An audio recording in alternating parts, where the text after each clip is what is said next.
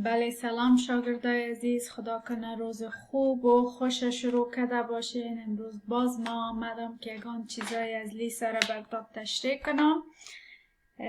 امروز خوبی ایره کردیم که هفته را براتون پیدا کردم که ده هفته براتون تشریح کنم که خوب صحیح بفهمین. بخیر میایم که درس خود شروع میکنیم. درس امروز از چی؟ درس امروز باز شروع میشه که جمله سوالی ما و شما جمله نببخشین، لغت‌های سوالی. لغت‌های سوالی چی است؟ لغت‌های سوالیه هور، ببخشین ایره ما براتون سرخ کردیم، سرخ نمیشه، این سوالی نیست، ای باید رنگش سیاه باشه. خب لغت‌های سوالیه کدام لغت است؟ هور، واد، وار و نر است.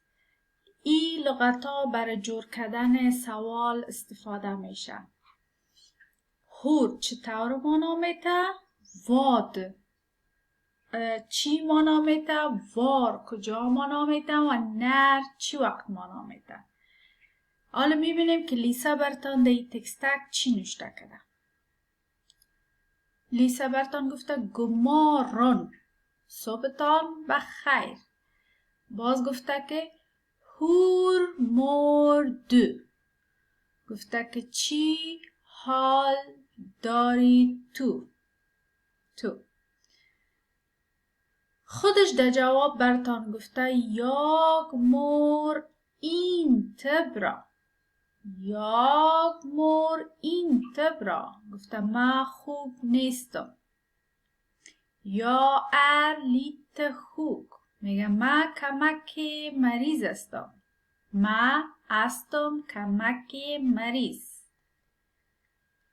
Jag lite förkyld, میگه که ما هستم کمک ریزش.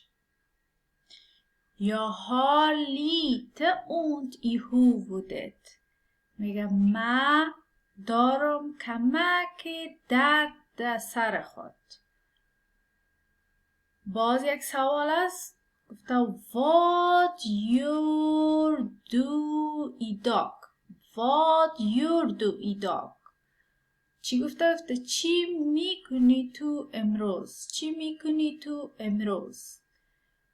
در جواب چی گفته لیسا؟ گفته یا jobbar och vilar، گفته ما کار میکنم و استراحت میکنم.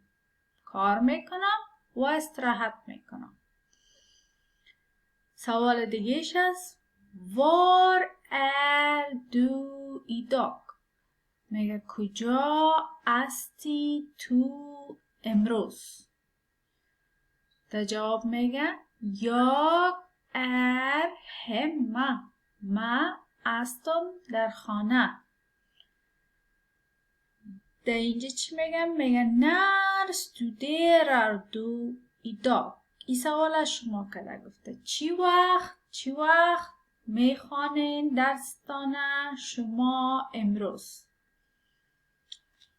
این بود سوالای لیسا که از شما کرده بود و براتان گفته که اینمی لغتایی که ما براتان رنگ سرخ کردیم، این لغت ها را شما میگیرین، برش جمله جور میکنین، صداقت‌هایتان را ثبت میکنین و به لیسا دوباره روان میکنین. در کجا روان میکنین؟ در واتساپ روان میکنین. درست است؟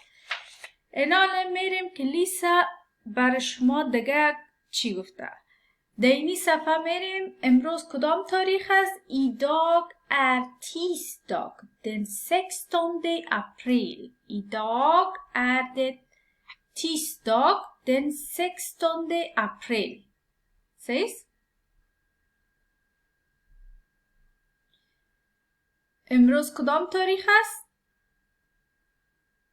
تاریخ 16 اپریل است. اینی سفره که میبینین، اینی سفره شما باید امروز بخوانین.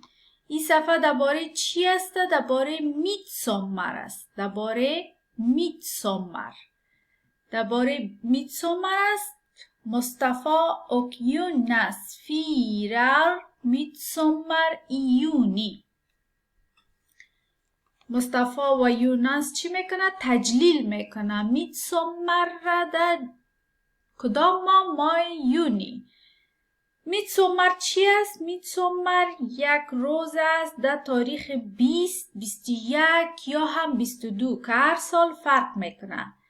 در این روز سویدنیا درازترین روزشان است، به حساب که روزشان بسیار دراز می باشه و شبشان کوتاهی را تجلیل میکنن.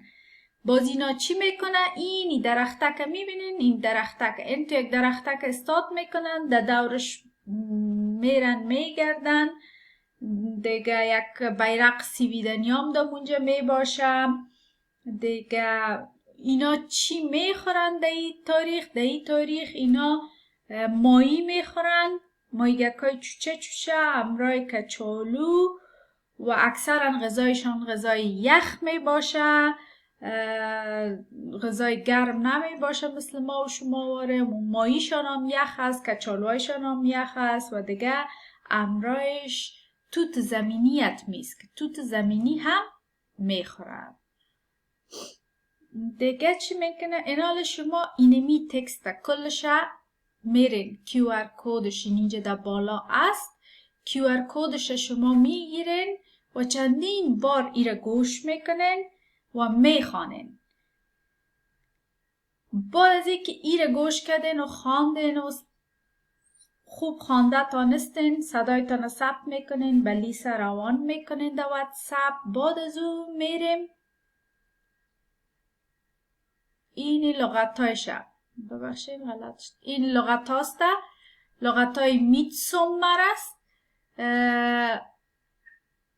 گفته skriva nya ord، skriv nya ord، نوشته کنین لغت های جدیده. میتسومر اینمی یک وقت سالشان است، مثل عید ما و شما یا مثل نوروز ما و شما واره تو یک روز دارن.